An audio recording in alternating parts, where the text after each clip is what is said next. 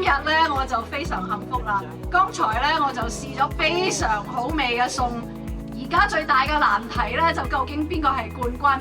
我係80歲，葱咧就男女老少子子孫孫聰明伶俐啦。咁因為時間倉促咧，倉促都諗到今日犀利嘅。我話我要幾齊啊，佢哋俾我揀。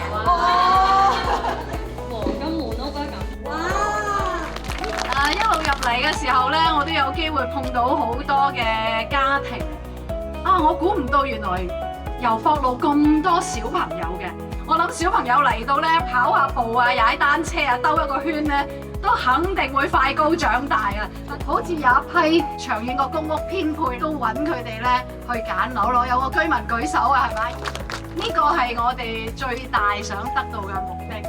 馬年嚟啦嚇，長遠嘅公屋咧，房屋局都一樣係快馬加鞭啊！北部都會嘅發展咧，將來會好了不起嘅。